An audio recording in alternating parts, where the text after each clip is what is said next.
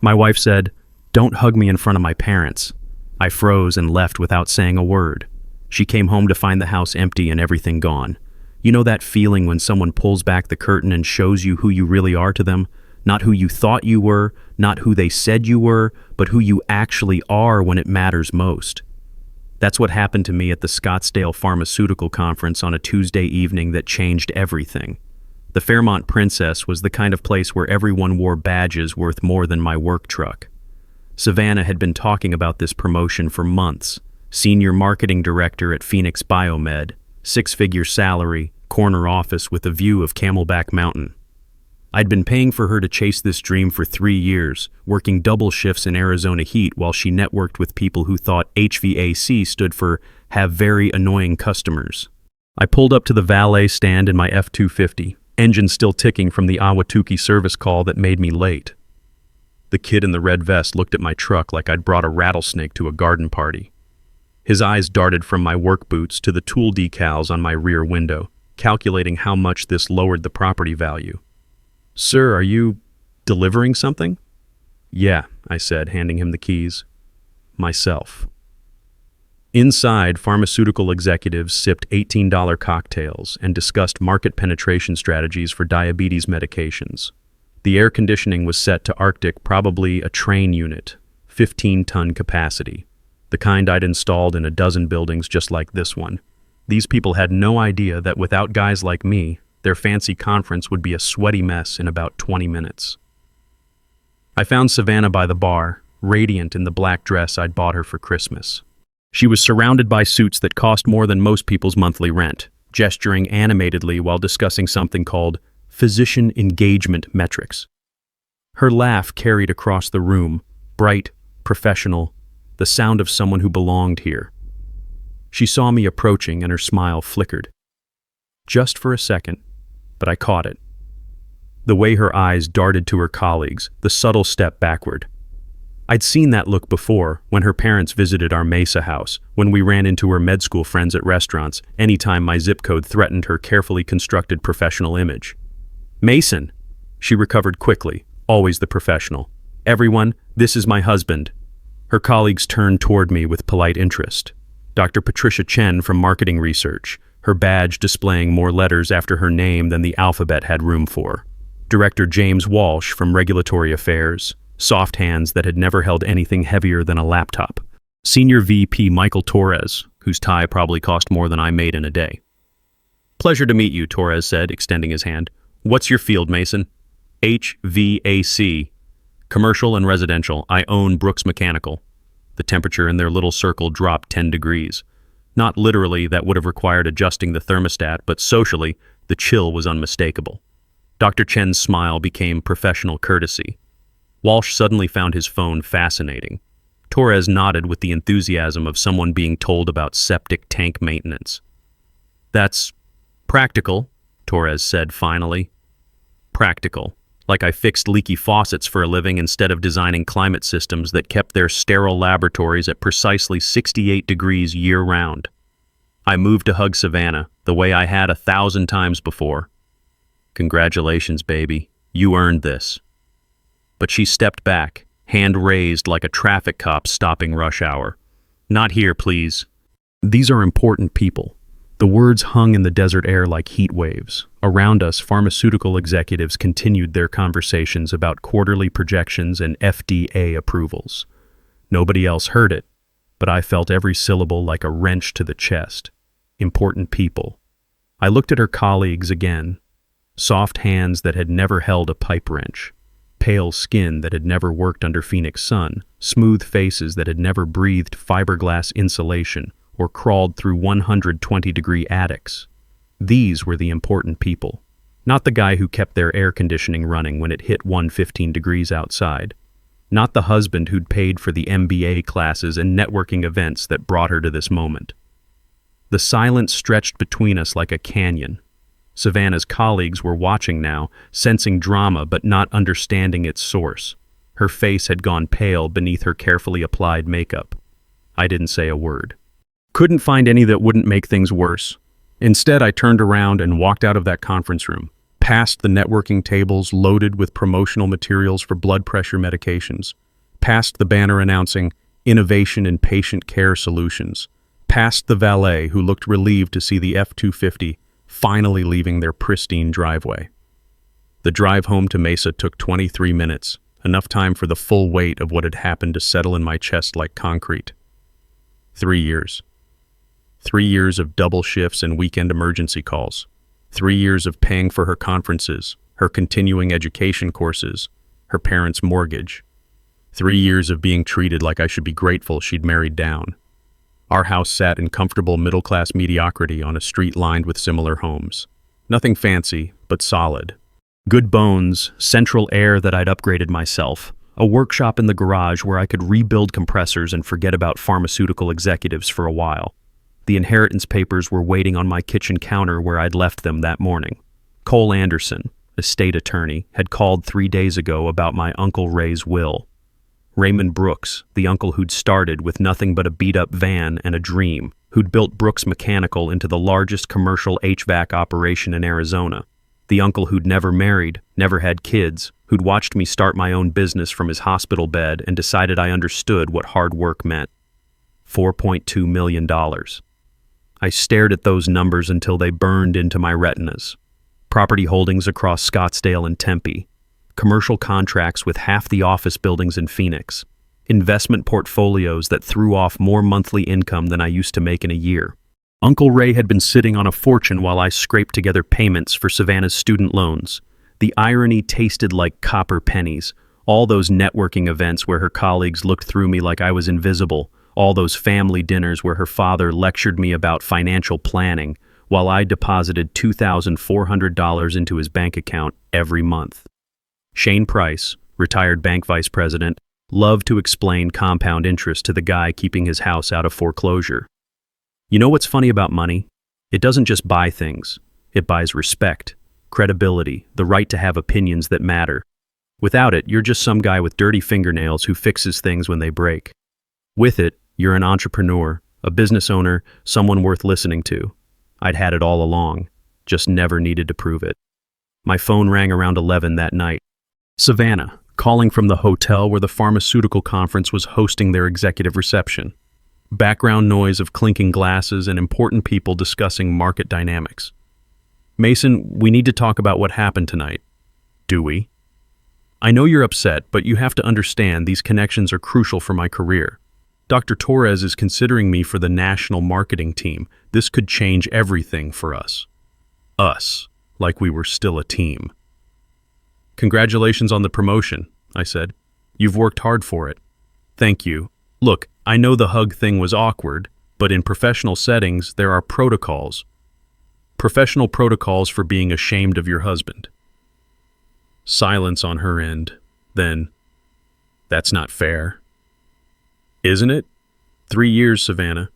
3 years of you introducing me as just Mason instead of the guy who owns his own business. 3 years of your parents treating me like hired help while I pay their mortgage. 3 years of being your dirty little secret every time important people are around. You're exaggerating. Am I? When's the last time you told anyone where I work? When's the last time you mentioned that Brooks Mechanical employs 8 people and services half the medical buildings in Phoenix? When's the last time you acted proud of what I do instead of apologetic for it? Another pause. Your work is important, Mason. I've never said it wasn't. You don't have to say it. You show it every time you pull away from me in public. I hung up and sat in my workshop surrounded by the tools that had built everything she took for granted. Torque wrenches and refrigeration gauges, pipe cutters and digital manifolds. Simple tools for simple work, according to people like Dr. Torres. But try running a pharmaceutical conference without climate control. Try keeping those sterile laboratories at precise temperatures without someone who understood thermodynamics and heat transfer. Drew Patterson found me there 2 hours later. My business partner had his own key. We'd been covering each other's emergencies for 5 years. He took one look at my face and grabbed 2 beers from the shop fridge. Rough night, brother? I told him about the conference, about Savannah's recoil, about the inheritance that changed everything and nothing at the same time. 4.2 million. That's serious money, Mason. What are you going to do? I thought about that question for 3 days. 3 days of watching Savannah come home from her new executive position, talking about strategic initiatives and market segments, never once mentioning the conference incident, never once acknowledging what she'd done or how it felt to be pushed away like something embarrassing. On the third day I made my decision. I called Shane Price first. "Mason!" His voice carried that forced enthusiasm he used when he needed something. "Brooke and I were just discussing the mortgage payment. It's due next week, and we know how reliable you are with these things." "About that, Shane, I'm discontinuing the payments." Silence, then a nervous laugh. "I'm sorry, what did you say?" "The mortgage payments, the car payments, the country club dues, all of it.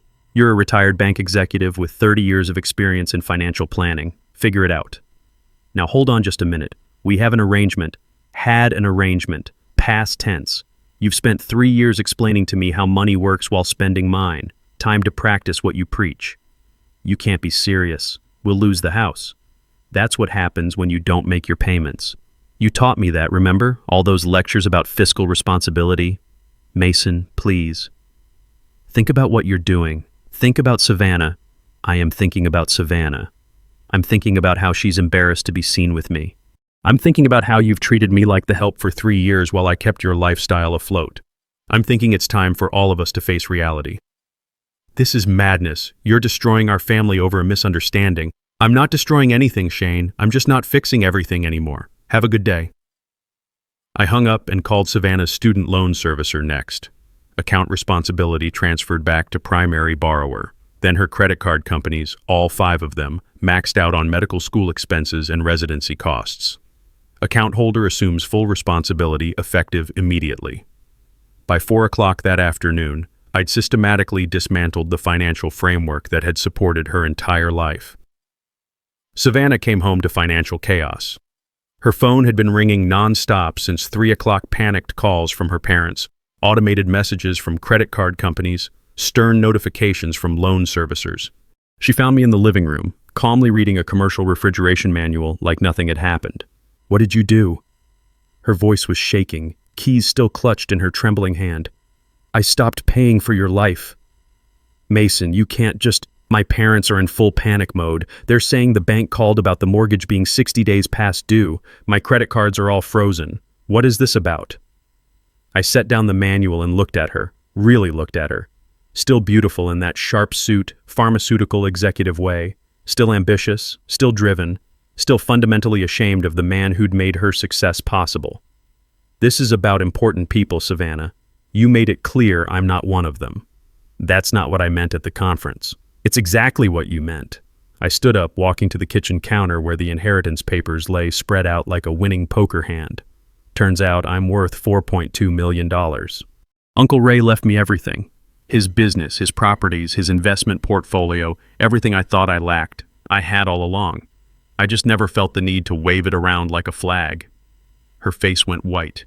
You could actually see the color drain from her cheeks, starting at her forehead and working its way down like someone had pulled a plug. "Mason, please." "I made a mistake.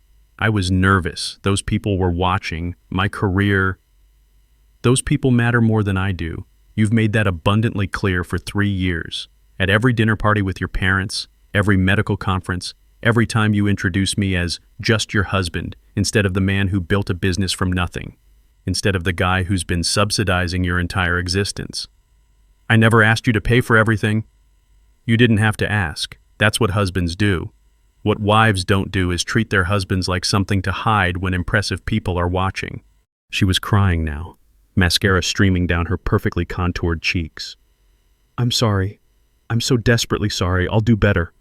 I'll tell everyone how successful you are, how proud I am." "It's too late for that." "No, it's not. We can fix this. I love you, Mason. I know I haven't shown it well, but I do love you." That stopped me cold. Love. Such a complicated word when it comes from someone who spent 3 years proving the opposite through their actions. "Do you love me, Savannah? Or do you love what I provide?" She opened her mouth to answer immediately, then closed it. In that hesitation, in that moment of silence where she had to actually think about the question, I found everything I needed to know about our marriage. I walked to our bedroom and started packing.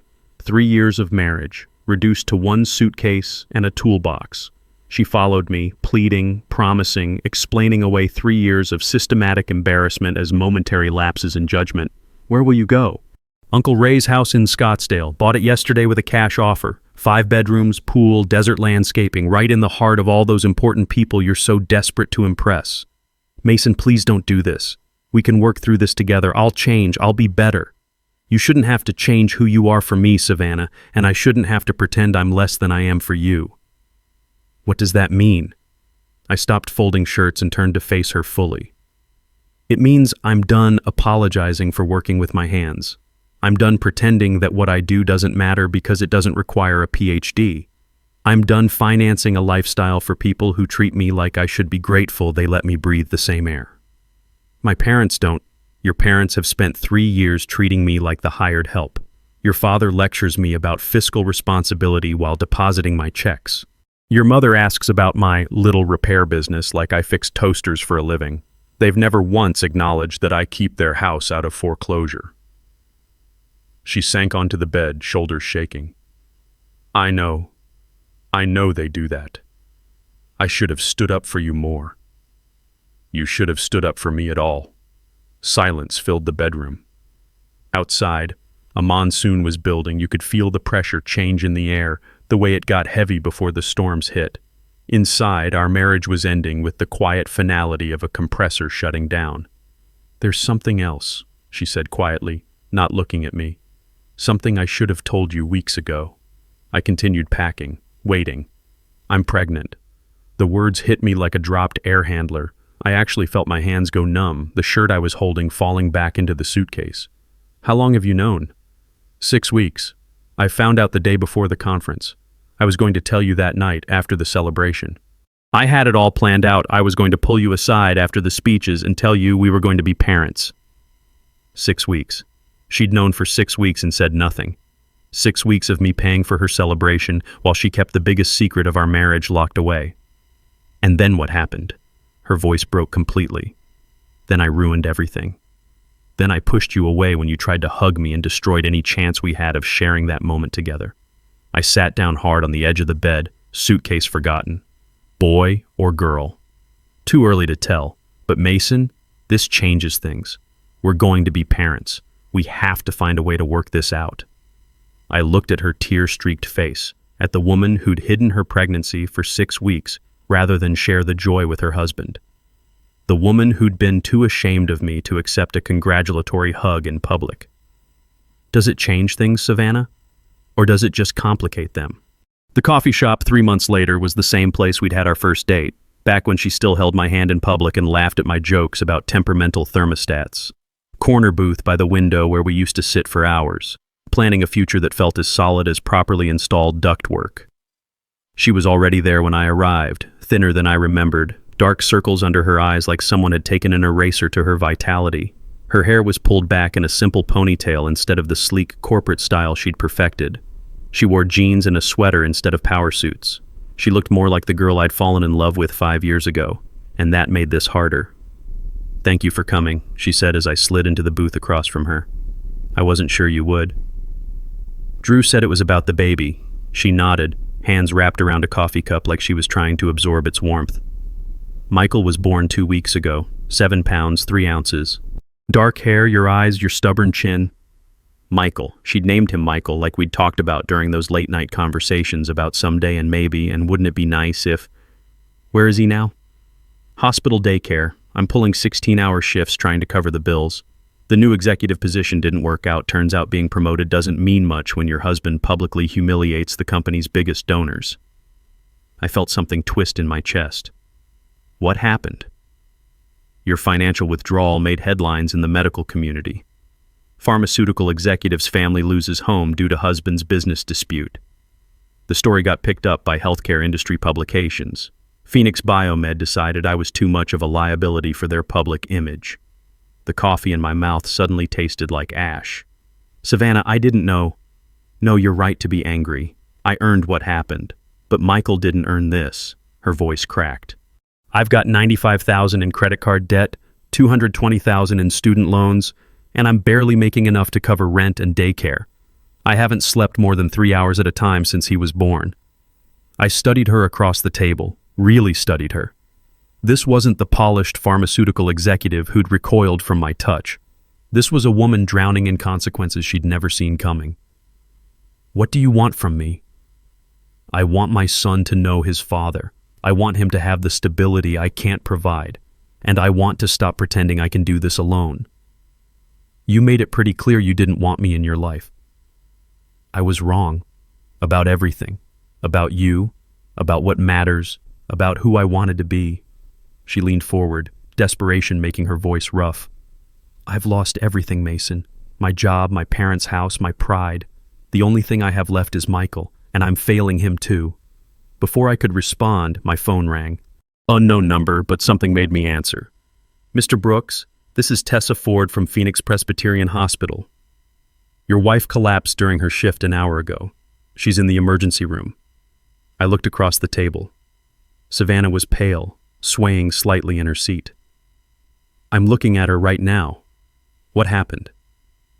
"Severe exhaustion, malnutrition, dangerous stress levels.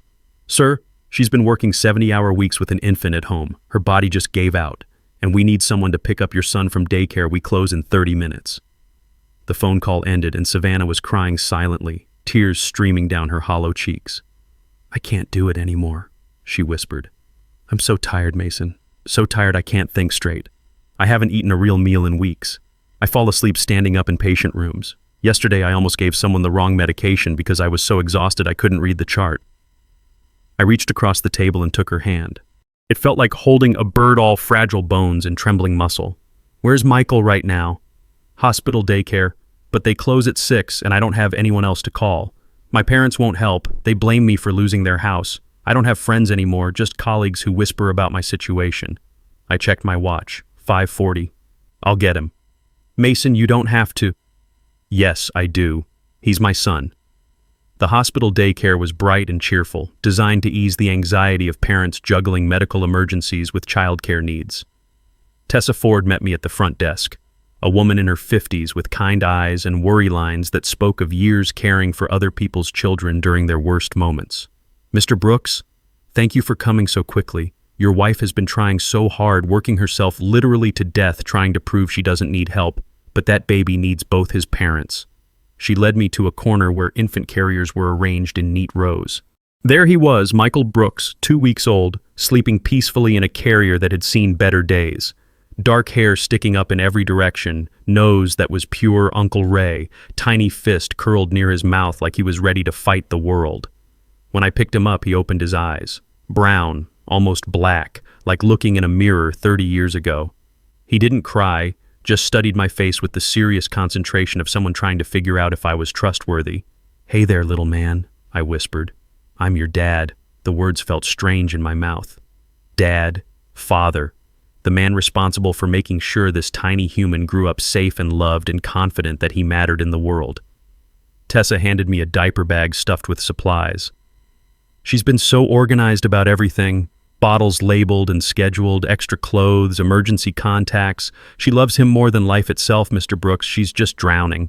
I looked down at Michael, who had gone back to sleep in my arms like he'd been waiting his whole 2 weeks of life for this moment. "What happens now?" "Now you learn how to be a father, and she learns how to accept help before it kills her." Uncle Ray's house in Scottsdale became home in ways our Mesa place never had. 5 bedrooms, plenty of space for the nursery I set up in what used to be his office. That first night, I sat in his old leather recliner, holding Michael, thinking about the grandfather he'd never meet and the father I was determined to become. 2 weeks later, we sat in Riley Cooper's family mediation office, negotiating the terms of our new reality. Savannah looked healthier, still thin, but the hollow desperation had been replaced by something that looked like hope. "We're here to establish a custody arrangement that serves Michael's best interests," Riley said, reviewing our preliminary agreements. "Mr. Brooks, you've had primary physical custody for 2 weeks while Dr. Price recovered. How has that adjustment been?" "Challenging," I admitted. "I hired Quinn Harper as a nanny. She's my business partner's sister, has experience with infants. We're figuring it out together, but Michael's a good baby, sleeps through the night mostly." Savannah's head snapped up. "You hired someone? I thought you'd want me to—" "You collapsed from exhaustion," I said carefully. "The doctor said if you'd waited another day, You might have had a stroke. You're 29 years old. That's not normal. Riley nodded, making notes. Dr. Price, your medical records show severe exhaustion and malnutrition. The hospital recommended reducing your work hours significantly. I can't afford to reduce hours.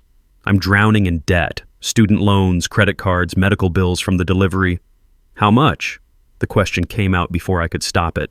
She hesitated, then pulled out her phone, scrolling through what looked like a budgeting app. $95,000 in credit cards and medical bills. Student loans are separate, $220,000. The numbers hit me like a physical blow. While I'd been sitting on millions in inherited wealth, she'd been drowning in debt that would take decades to pay off on a resident's salary. I'll pay it. Both women stared at me.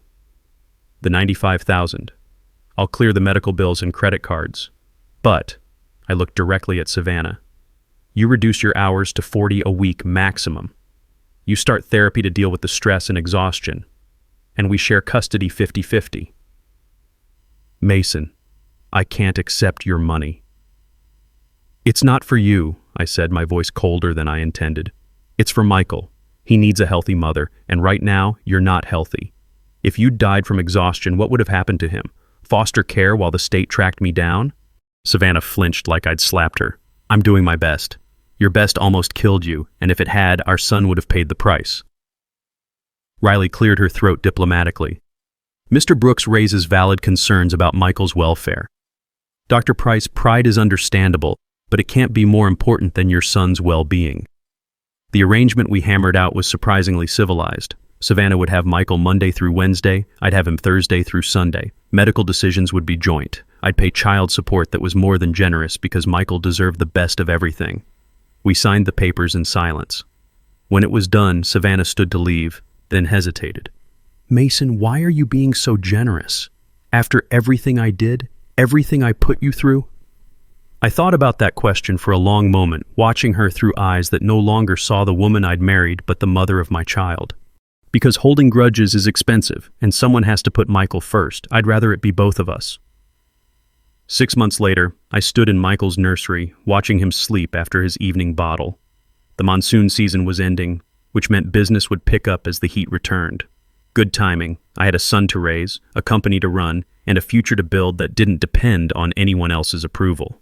Drew found me there after our final service call of the day, both of us dusty from replacing a rooftop unit in Tempe. You ever regret it? He asked, the same question he'd been asking for months. Every day, I admitted, adjusting Michael's blanket, but I regret staying longer more. Some nights I still woke up reaching for Savannah's side of the bed. Some mornings I made 2 cups of coffee before remembering I lived alone now. Some evenings I'd start to tell her about my day before remembering we were strangers who shared a son and nothing more. But then I'd look at Michael, growing stronger and more alert each day, and I knew I'd made the right choice. You can't build a life with someone who's ashamed you exist. You can't love someone who only values what you provide, not who you are. The next morning, Michael and I drove to Brooks Mechanical together. At 6 months old, he was already showing signs of the family's stubbornness, refusing to nap unless the truck was moving. The engine noise knocked him out every time, probably something genetic, since Uncle Ray had always fallen asleep in moving vehicles too. Quinn looked up from her desk when we walked in. Morning, boss. The Scottsdale Mall wants to expand their maintenance contract. Perfect. Draft the proposal. I settled Michael in his portable crib, then reviewed the day's schedule. Phoenix was heating up early this year, which meant busy times ahead. Air conditioners across the valley would start struggling, and people like me would keep them running. Michael gurgled from his crib, reaching for the mobile I'd hung above it. Little airplanes and helicopters, things that moved through air like the systems I fixed every day. He was going to grow up knowing that working with your hands was honorable, that building things mattered, that his father had never been ashamed of honest work. Sometimes the most important lessons come disguised as heartbreak. I learned that respect can't be bought, love can't be faked, and dignity isn't negotiable. Most importantly, I discovered that being a good father means showing your children that self-worth comes from within, not from other people's approval.